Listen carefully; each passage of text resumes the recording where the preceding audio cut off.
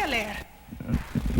Lesões por esforços de repetição, né? É a sigla de lesões por esforços de repetição, e são lesões que acometem trabalhadores que se submetem a uma determinada condição de trabalho, que são esforços repetitivos. Mas não é só o esforço repetitivo que entra, é a velocidade, né? A velocidade dos movimentos, a quantidade dos movimentos, o ritmo de trabalho, a tensão que a pessoa é submetida, a condições ambientais físicas mesmo, né? Quer dizer, tudo isso dá uma síndrome que se chama lesões por esforço e repetição. Tenho Banespa em 88, há 3 anos eu trabalho na CESER. Em novembro do ano passado eu comecei a sentir algumas dores, né? Bom, aí eu procurei uma clínica de fisioterapia e acabei descobrindo que eu estava com tenossinovite. E o trabalho da CESER é muito repetitivo, né? Nós temos tarefas como separar documentos, como grampear, como escrever e principalmente somar, uma máquina de somar, né? Durante o período que nós trabalhamos, no mínimo 6 horas, nós usamos a máquina de somar o tempo todo, né? Dentro do setor bancário, quais as funções que apresentam maior risco para a saúde do trabalhador? Para a saúde do trabalhador como um todo, eu acho que assim, todas as categorias, todas as funções do bancário apresentam alguns riscos, né? Desde o caixa, que tem geralmente uma tensão muito grande com as filas grandes, com o número de operações que ele tem que realizar, com as operações que são extremamente fracionadas hoje, elas não dão uma ideia do total, do processo todo que ocorre dentro do banco. O trabalhador bancário em geral, ele tem um processo todo fragmentado, cada um faz uma funçãozinha, não tem a menor ideia do que aconteceu antes e do que vai acontecer depois, né? Então acho que todas as funções têm, desde o caixa, o digitador, o compensador de cheque, enfim, todos eu acho tem. Companheiro, você sente algum prazer na atividade que se desenvolve dentro do banco? Eu sinto um grande prazer. E você acha que ela de algum modo oferece algum risco à sua saúde? De forma alguma. Eu não vejo risco nenhum. Você acha que isso é geral para todos os bancários ou tem bancário que corre algum risco de saúde? Em termos de Banespa, eu não creio que haja risco, não. Quais são os sintomas das lesões por esforço repetitivo? Então, geralmente o trabalhador começa só com uma dor que geralmente ele não relaciona, inclusive, com a atividade que ele está realizando, né? Então é dor e durante muito tempo dor. Algumas vezes ele pode ter formigamento nos braços, né? E um cansaço, uma espécie de fadiga muscular, a sensação de que mesmo dormindo ele não se recupera do cansaço do dia anterior.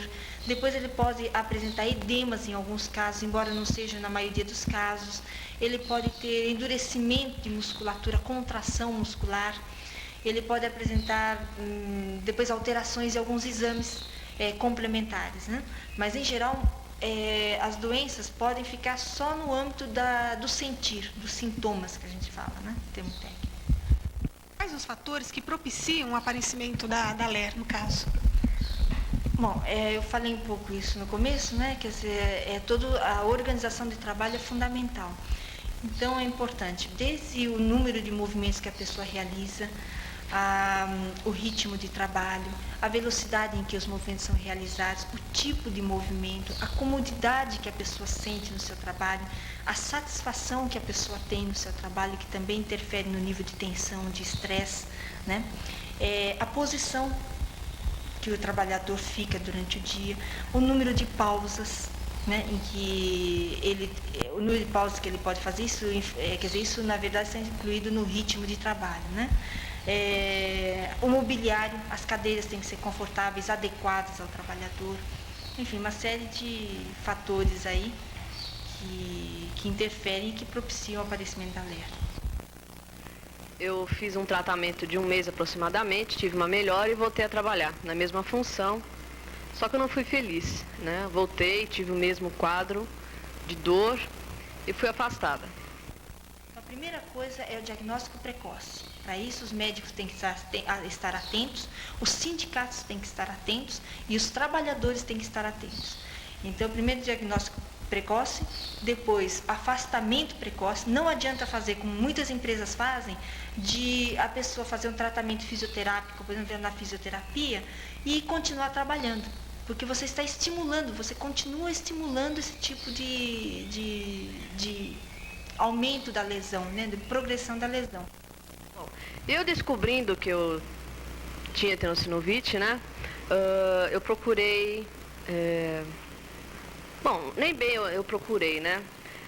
Tem todo um processo de você procurar entrar, por exemplo, como acidente de trabalho no INSS, né? Os trabalhadores têm direito a serem encaminhados ao INSS após 15 dias de afastamento. Vão receber o chamado auxílio-doença acidentário. Ele vai corresponder a 92% do último salário em regra. E ele tem um tempo indeterminado de duração, pode ser alguns meses, pode ser até mais de ano. Durante o auxílio-doença, a critério da perícia, ele poderá ser encaminhado ao CRP, ao Centro de Reabilitação Profissional. Após a alta, se houver sequelas, se ele não estiver recuperado totalmente, poderá receber o chamado auxílio-acidente, que varia entre 30%, 40% ou 60%, conforme o caso.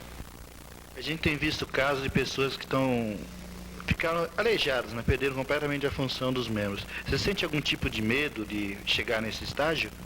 Bom, o que faz com que a pessoa chegue nesse estágio é a falta de informação, basicamente, né? Porque uma pessoa informada, sabendo dos riscos que ela está correndo, ela de jeito nenhum vai chegar numa situação dessa. E o que é importante é que todos estejam informados. Você acha que a atividade que se desenvolve dentro do banco traz algum problema para a sua saúde? A minha não. Minha também não. Não. Sim, claro que prejudica minha saúde. Eu trabalho com a mente. Quais as formas de prevenção da LER? Primeiro, conscientização do trabalhador. Ele tem que saber em que condições ele pode trabalhar, ele tem que estar atento à sua saúde, como tudo. Segundo, conhecimento do sindicato. O sindicato também tem que saber profundamente como é que essas coisas ocorrem. Isso que eu falei aqui, né?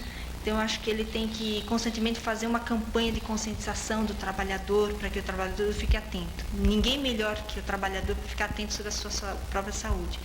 Terceiro, uma conscientização das empresas, né? Isso, muitas vezes, é conscientização, mas é uma luta mesmo dos trabalhadores, junto ao serviço público, junto ao seu sindicato, principalmente, para que as empresas reconheçam essa doença e tratem essa doença não como tratem de uma forma adequada, né? E lutando pelas condições de trabalho dentro delas. Eu acho que a forma de prevenção é evitar tudo aquilo que eu falei que propicia o aparecimento das lesões por esforço e repetição. Não sei como vai ser no meu retorno ao trabalho. A maioria das atividades no banco são atividades que demandam movimentos repetitivos, né? No seu caso, você imagina voltar fazendo que tipo de atividade?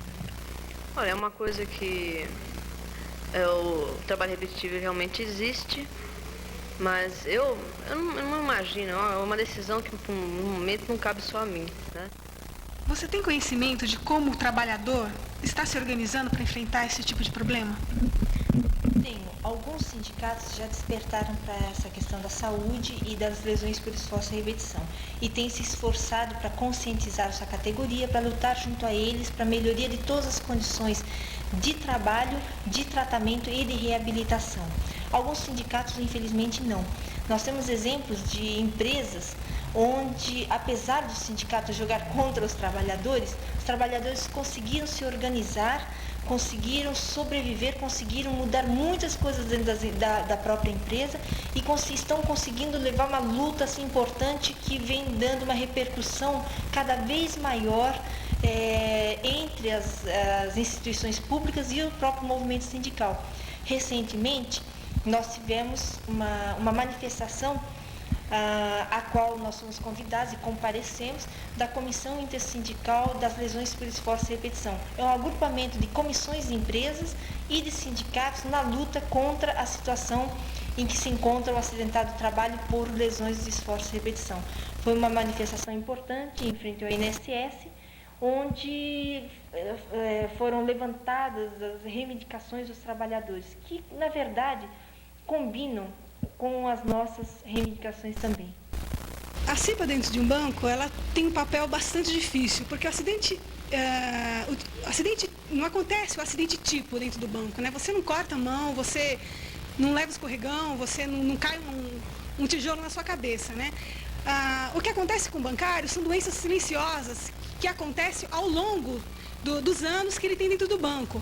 Então, é o estresse, é a dor de cabeça, é as doenças relacionadas à postura, né? No caso, dores nas costas. Bom, e agora, uma outra doença que tem aparecido com bastante frequência é a questão da LER, quer dizer, é que ela aparece devagar e quando o trabalhador se dá conta, já aconteceu a doença, né? O que a CIPA tem feito com relação à prevenção da LER? Bom, a CIPA tem tentado esclarecer da melhor forma possível os trabalhadores. A gente vem tentado, soltado jornais e feito reuniões e palestras no sentido de esclarecer os trabalhadores, porque a gente entende que a melhor forma de prevenção é o esclarecimento, porque é uma doença, como já foi dito, que aparece aos poucos e o trabalhador tem que se dar conta de quando isso acontece e por que acontece. Tem obtido resultados? Bom, a nossa questão da prevenção, de estar informando, conscientizando o trabalhador, eu acho que além da conscientização do trabalhador, a CIPA tem tentado fazer também uma conscientização do próprio banco, entendeu?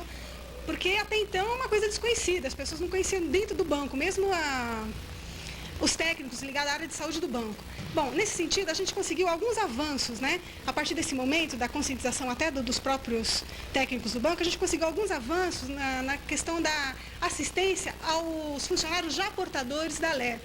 Hoje, no nosso acordo coletivo, a gente já tem algumas cláusulas que tratam da questão da assistência às pessoas que são portadoras, tipo a não diminuição do salário, quando as pessoas são afastadas.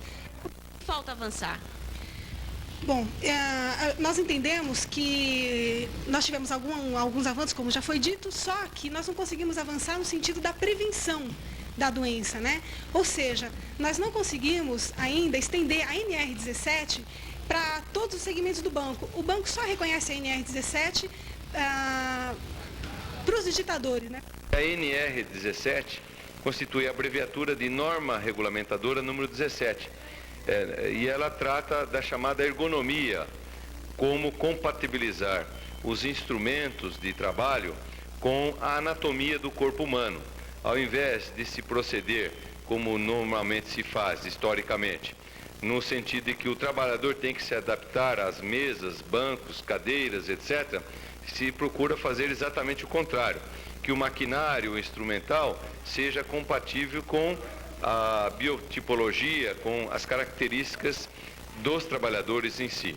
Na NR17, com alteração recente, nós temos a alteração da organização do trabalho, em parte, estabelecendo-se critério quanto a ritmos, quanto a pausas para os digitadores, limitação de número de toques, e não apenas aos digitadores, todos os profissionais que executem movimentos repetitivos com as mãos. Escuta, colega, você acha que o tipo de atividade que se desenvolve dentro do banco carrega algum problema à sua saúde? Bom, para mim, por enquanto, nada. Mas para alguns colegas, tenossinovite. E é só esse problema que você acha que atinge os bancários, não? Não, tem mais. Cansaço físico, falta de tempo para se alimentar. E você gosta do que faz? Eu adoro, tanto é que eu tô na profissão certa.